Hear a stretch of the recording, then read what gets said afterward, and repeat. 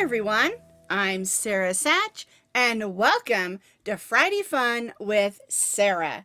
Today I'm going to show you how to make these beautiful roses.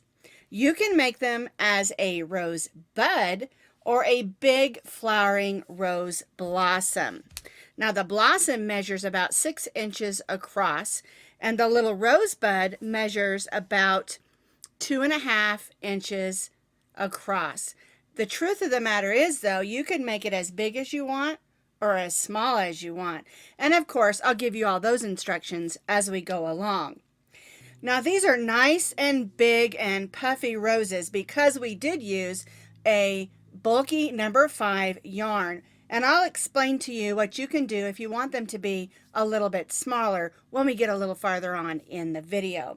But you can find all the instructions as well as lots of pictures on my blog. And as always, I'll put that blog link down in the notes underneath this video. You can use these roses on just about anything.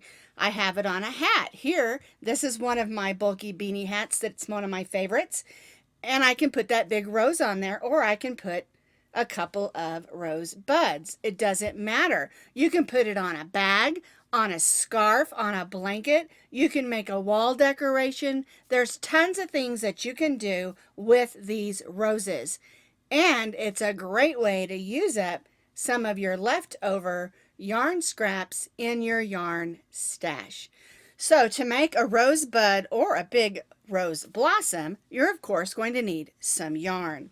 And I just pulled out some of my leftover bulky weight number 5 yarns so that I could make some nice big roses. And you can use any fiber, you can use any colors. This one has lots of different colors. I started with the variegated, so it's down in the center, and I used some ivory, some purple, and some blue, and it's lots of different colors. This is just gold.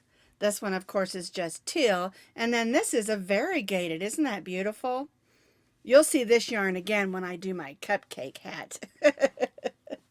This was led from that project. And this yarn here is actually a cotton. It's the Biso cotton, I believe. It's one of Kristen Omdahl's that I used to make that great big knot bag. And so I have lots of yarns in my stash that I want to use up. And if you use a bulky number 5, you're going to need to use your J hook, which is a 6.0 millimeter crochet hook. You'll also need a needle for weaving in ends and for sewing the bottom of the flower together, and if you're going to sew it on to, say, a hat or something, and of course a pair of scissors. Now the big rose with the chunky yarn measures about 6 inches across, depending on how tightly you stitch, 6.5 inches. And your smaller rosebuds are about 2.5 inches. But if those are too big and you want to make your flowers, your roses, smaller, you can grab your H hook, which is a 5.0 millimeter crochet hook, and do the pattern exactly the same, and just use a medium weight number 4 yarn. All right, so it can be made with either the bulky number 5 and your 6 millimeter crochet hook, or the medium weight number 4 and your 5 millimeter crochet hook. Those will give you a couple of sizes, and it might look kind of pretty to make some big ones and some small ones and stick them together. Wouldn't this be lovely on a wreath, for a spring wreath for your front door? All right, so whether you're using a bulky number 5 and your 6 millimeter crochet hook, or you're making them smaller and using your 5 millimeter and the medium weight 4 yarn, the pattern is stitched up exactly the same. You'll just end up with a smaller rose and rosebud if you're using a smaller yarn and crochet hook. If you're going to stitch up a rosebud, you're going to need to chain 16 chains. If you're going to do the complete rose blossom, you need to stitch up 46 chains. So we'll start with our slip knot, and I'm going to chain 16 chains. They're done exactly the same. You just have more petals if you make it longer. All right, so I'm going to chain 16 chains because I'm going to show you how to do the rosebud. I've stitched up 16 chains. Again, I'm doing the rosebud. If you're doing the blossom, the large rose blossom, you're going to need to chain 46 chains. Now what we're going to do for both styles is you're going to place a single crochet in the second chain from the hook. And then we'll stitch one single crochet in each of the chains across. And that's for both sizes and both the rosebud and the rose blossom. We're starting with a row of single crochets.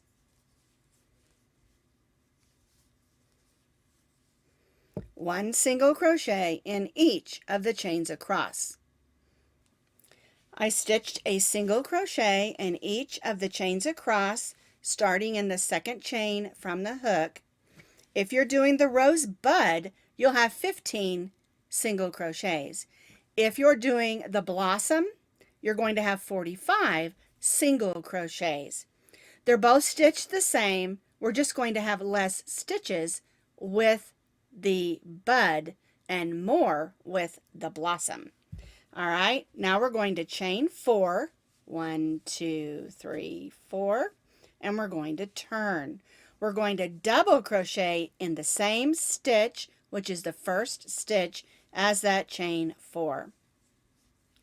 The chain 4 counts as a double crochet chain 1.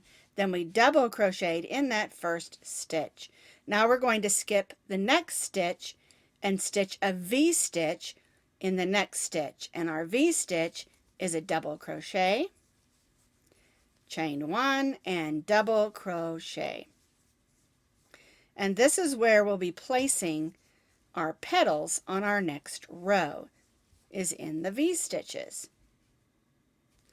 And so what we'll do as we move across is we'll skip the next single crochet and V-stitch in the next, which again is our double crochet, chain 1, and double crochet. Skip the next, V-stitch in the next. And we'll repeat this all the way across for both the blossom and the rosebud. Skip the next stitch, V-stitch in the next, and repeat. So I repeated it across, and I have 8 V-stitches. And for the blossom, you should have 23 V-stitches. And make sure you put one in that last stitch, and you'll notice it sort of curves. That's what we want it to do. That will help it have that look that we want for our roses. All right, so now what we're going to do is chain 1. We're going to turn our work and slip stitch in that first chain 1 space and then chain 3. And now we're going to make our rose petals. All right, so we're going to stitch 4 double crochets in this first chain 1 space of our first V-stitch.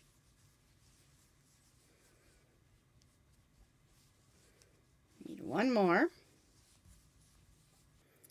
Our chain 3 counted as 1 double crochet, and then we stitched 4 more, so we have 5 double crochets. That makes our first petal. We're going to slip stitch between this V-stitch and the next one. So we'll just go in, pull up a loop, then pull that loop through the loop on our hook. And then we'll go to the next chain 1 space of the next V-stitch and stitch 5 double crochets.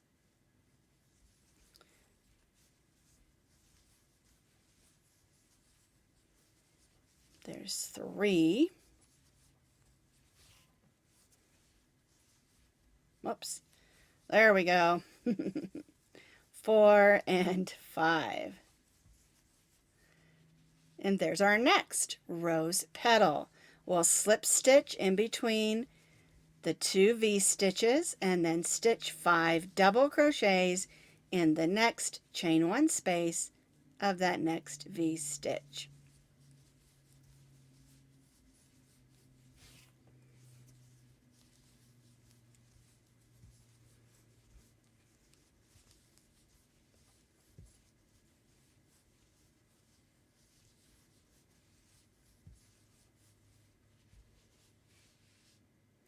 And you'll do this working all the way across for both the blossom and the bud. And we'll make our petals, work all the way across, slip stitch in between these two V-stitches, and then 5 double crochets in the next chain 1 space of the next V-stitch. That one had a little string, so we'll do that again. Well, it popped up again. There we go. 1, 2, 3,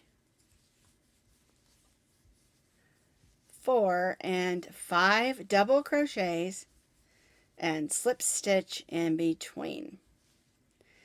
And again, you'll notice is that it's going to look curly, and that's okay. That's exactly what we want it to do to help us form our roses. And you'll continue this all the way across for both the rosebud and the rose blossom. I've stitched a petal, 5 double crochets in each of the chain 1 spaces of my V-stitches and slip stitched in between. When you get to your last one, you're going to stitch 4 double crochets. Then we're going to chain 3. We're going to slip stitch in that chain 1 space and then slip stitch in the side of that single crochet just to get us where we need to be. Now we're going to tie off, but you need to leave yourself a long piece of yarn because we're going to use this to sew our rose. All right, so I'm just going to grab that long piece of yarn. I probably got more than I need, 18 to 24 inches, and that's probably more than I need, but I would rather have a longer piece of yarn than have to reattach because I cut too short. All right, and so your rose is going to look all curled up. Your longer rose is going to look all curled up, and that's what we want it to do. That's going to help us form that rose. But this is what it looks like for the rose bud. It looks the same for the rose blossom. It's just a lot longer and curlier. Thread your needle on your long piece of yarn. Don't cut this one off yet, but thread that. Now what we're going to do is to begin to form the rose. We're going to fold the first 2 petals together, and we'll make a stitch going across.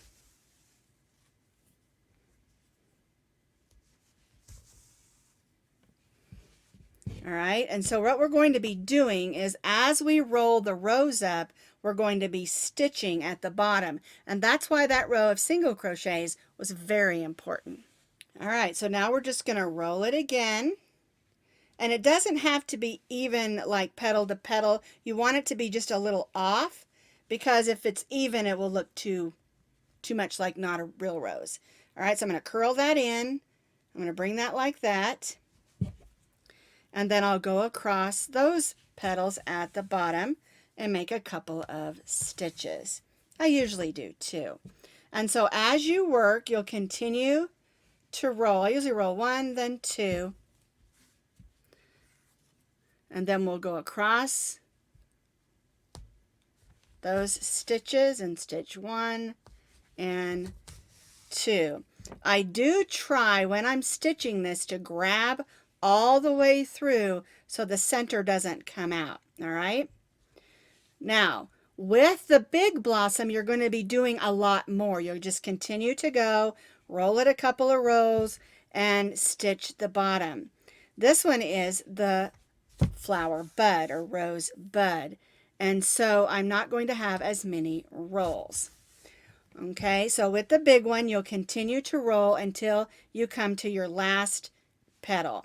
All right, so here I am with my last petal, and I like to kind of bring it up a little, and I'll use my finger and just sort of hold that in place and stitch that.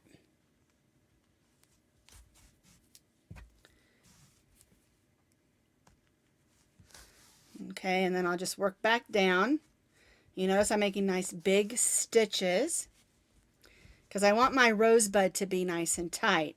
And with the blossom, when you make it, you'll want to pull those petals out. All right, and then we'll just make a couple stitches down here. And now what I do is I take the two ends and I tie them together.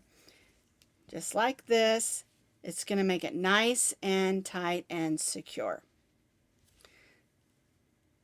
I always like to do 3 knots. All right. And I do this the same with the big blossom or the rosebud. All right. So I clip the short one off and I've still got this one. That way, if I want to sew this onto a hat or a sweater, one thing I do like to do is go ahead and weave this end in and just use a safety pin and attach it to things so that if I want to wash it, I can just take the rose off and wash that sweater. So I've grabbed another one of the big blossoms here. You can see it's all rolled up. It's a little bit looser. It's laying flat.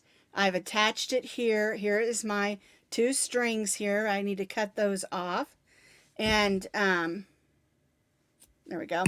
I ended up having to add, that's what I was going to tell you about on the big one. I ended up having to add another piece of yarn in because I didn't cut my yarn long enough so that I wouldn't have to do that. And that happens sometimes. Don't worry about it if you have to do that. Just add in another piece of yarn. But I wanted you to see. And then we just take that and sort of flatten that out. And it's a beautiful big rose blossom. And then we can also use that same pattern and make a little rose bud. If you want this to be even bigger, you can continue with those multiples and make it as big as you want to. Or if this one's too big, you can do less and make a smaller rose. It's a really versatile pattern. You can use any weight yarn, like I said, and use a smaller hook that goes with that yarn. And when in doubt, just check the label to see what size hook that the yarn recommends and just play with it. This is an excellent pattern for using up your leftover yarns, making something beautiful like this. You can add this to a card. You can add this to a sweater, a hat, scarves, anything that you want to, pillows. Make a beautiful heart and add some roses to the heart pillow. It's just a really, really versatile pattern. All right, so I hope you'll have some fun with this. And again, any weight yarn, any crochet hook, any color yarns, variegated solids, just have some fun. And I'll see you next week on Friday Fun Day with Sarah.